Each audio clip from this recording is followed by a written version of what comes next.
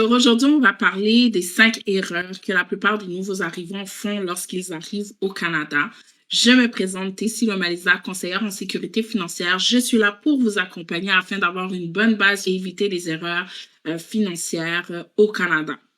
Quelles sont les 5 erreurs financières que la plupart des nouveaux arrivants vont faire lorsqu'ils arrivent au Canada? La première chose, c'est d'aller se procurer du crédit rapidement. C'est une des choses que la plupart des institutions bancaires vont proposer aux nouveaux arrivants, souvent tout simplement parce qu'ils savent qu'ils vont s'enrichir avec le manque de connaissances, le manque d'informations. Ces personnes qui viennent d'arriver, tout simplement, n'ont pas. Donc, c'est sûr et certain que de donner du crédit, c'est une des façons qu'ils peuvent s'enrichir, eux, de leur côté. Malheureusement, plusieurs s'endettent rapidement alors que ça fait pas longtemps qu'ils sont au Canada et on va leur proposer des fois une carte de crédit, 2, 3, même augmenter des limites de crédit alors qu'ils n'ont pas l'argent en main. Alors ça, c'est une des premières erreurs financières que la plupart des nouveaux arrivants vont faire. La deuxième erreur qu'ils vont faire, ça va être tout simplement d'aller se procurer rapidement un prêt auto.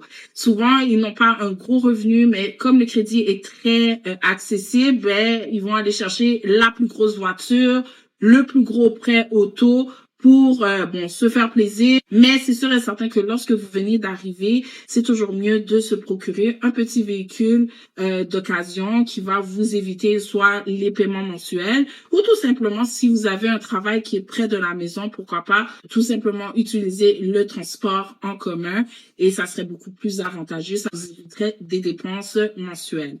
La troisième erreur que la plupart des nouveaux arrivants vont faire, c'est ne pas avoir de fonds d'urgence. On sait que le fonds d'urgence, c'est une chose qui est très cruciale parce que les temps sont mauvais.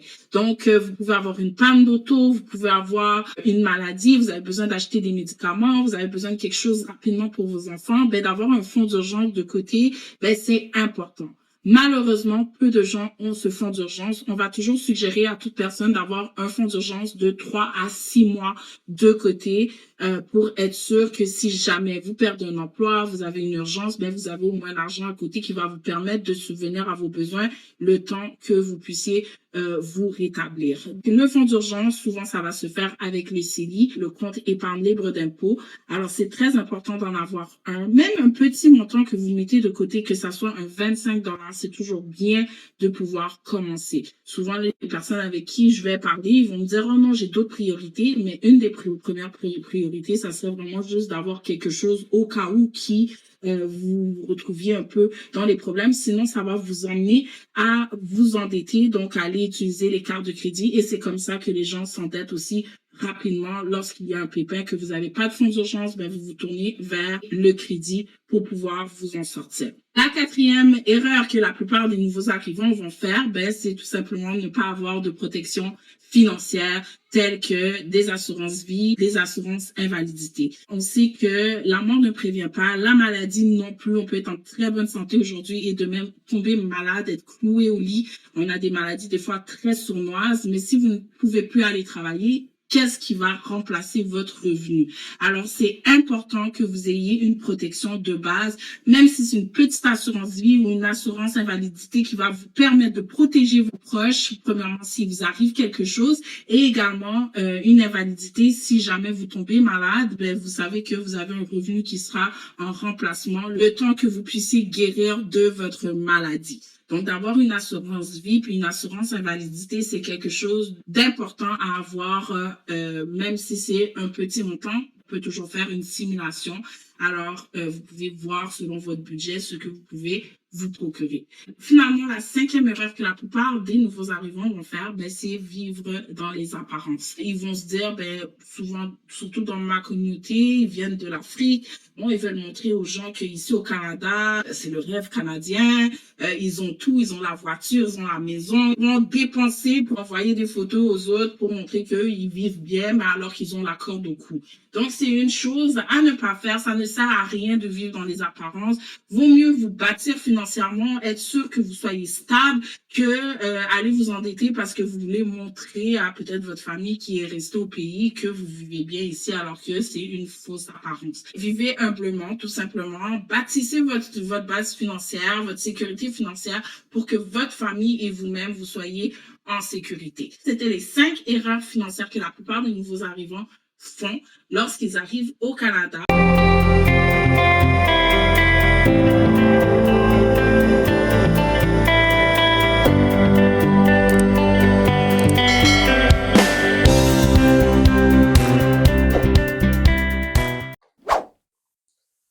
Lorsque vous arrivez au Canada, c'est vraiment très important de prendre le temps d'étudier le terrain, de vous renseigner afin d'éviter ces erreurs-là. Quand on tombe dans ce genre d'erreurs, ça peut être vraiment très fatal et ça peut porter vraiment un coup dur à la personne qui vit la situation ou qui tombe dans l'erreur. Alors, si vous venez d'arriver au Canada ou vous comptez arriver prochainement, vous devez vraiment faire très attention au crédit. Le crédit au Canada, ce n'est pas une mauvaise chose, c'est une très bonne chose. C'est la gestion de celui-ci qui est important, mais c'est la mauvaise gestion de celui-ci qui est dangereux. Si vous ne savez pas bien utiliser votre crédit au Canada, ça peut être vraiment, ça peut vraiment vous porter préjudice parce que le système canadien, comme le système nord-américain, est un système capitaliste, c'est-à-dire donc reposé sur l'intérêt ou le profit.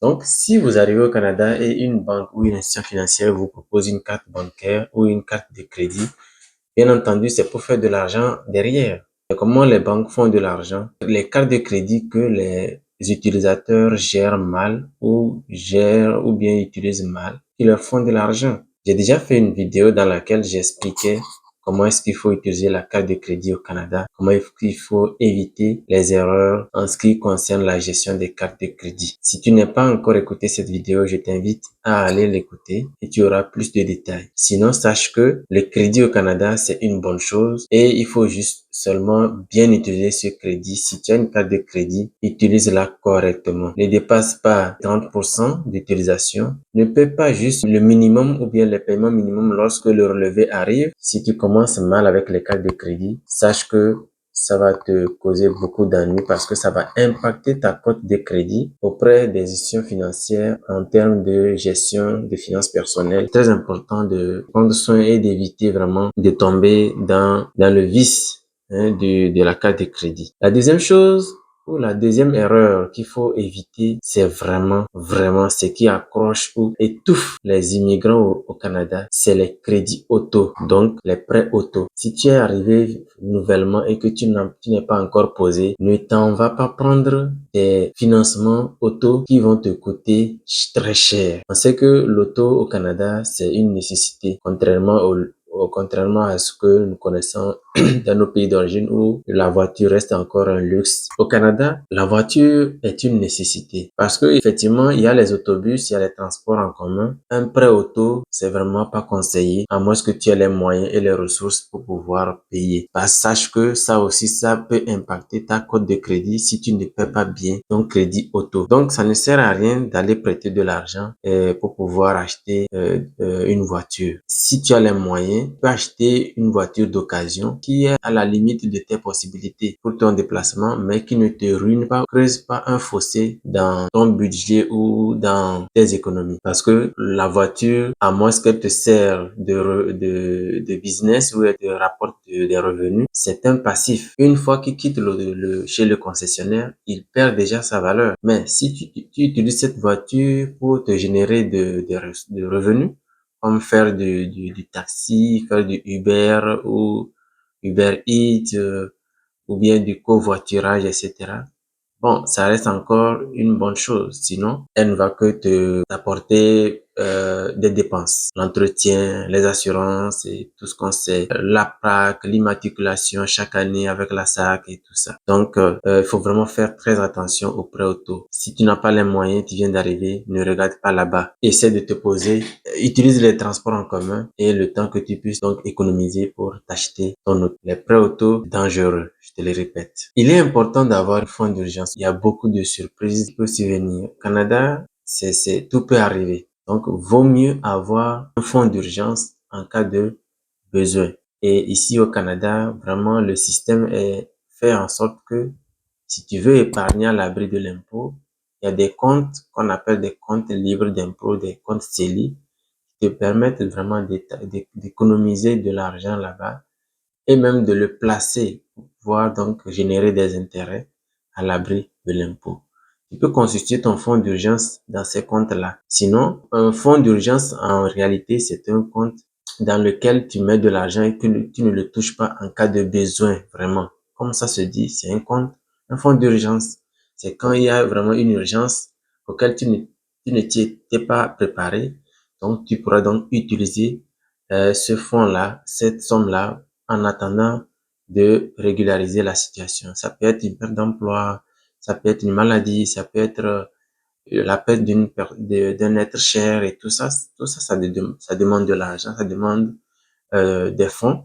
Et si tu n'avais pas d'économie à côté au préalable, comment est-ce que tu t'en sortiras? Ça va être difficile. Donc, ce que moi j'ai souvent l'habitude de dire, de conseiller, tu dois apprendre à te payer toi-même. Quand tu reçois ton salaire, tu reçois ton virement ou bien tu reçois ton chèque de paye, il faut que tu puisses directement prendre une part de cette somme-là pour économiser. Ça peut être un prélèvement automatique avec ta banque, ça peut être un virement personnel, c'est toi-même qui te fais le virement à chaque fois que tu reçois ton salaire. Bien entendu, cela demande aussi qu'il faut avoir un budget, qu'il faille faire un budget au préalable pour déterminer combien tu mets de côté. Et quelles que soient les dépenses que tu as à faire, tu dois te payer toi-même. C'est-à-dire, moi, c'est ce que moi j'ai dit, tu dois te payer à toi en faisant ce virement-là, en faisant cette économie-là, en faisant ce prélèvement automatique pour être déposé donc dans ton compte d'épargne ou bien dans ton compte qui sert de fonds d'urgence. Comme ça, tu es sûr que, quel que soit alpha ou bêta, quel que soit ce qui va arriver, qu'est-ce qui arrivera par rapport à ton budget, tu as déjà mis l'économie de côté pour l'urgence. Et maintenant, la balance, maintenant, tu t'occupes, comme tu as déjà un budget, tu sais combien va dans le loyer, dans l'alimentation, dans l'habillement, dans la santé et tout le reste. Et tu te débrouilles avec. C'est comme ça il faut faire au Canada pour t'en sortir. Lorsque tu seras au Canada ou si tu es déjà là, tu vas vraiment t'en rendre compte on parle beaucoup d'assurance. Assurance auto, assurance maison, assurance, même avec les cartes de crédit, il y a même des assurances pour les cartes de crédit. Même ce crayon que tu vas acheter, tu peux acheter une assurance pour ça. Tout ce que j'utilise là, il y a des assurances. Même les électroménagers, il y a des assurances. Partout, il y a des assurances. Et comme elle a su le dire, les assurances vie, je ne suis pas spécialiste des assurances, mais est-il que si tu as des moyens et que justement on ne sait pas ce qui peut arriver dans l'avenir, tu peux souscrire à l'assurance vie. Ça peut être utile pour toi parce que l'assurance vie, c'est comme de l'épargne en fait que tu fais. Donc, une fois que tu es dans le besoin, ça peut être vraiment utile. C'est vrai que dans d'autres circonstances, on perd les assurances.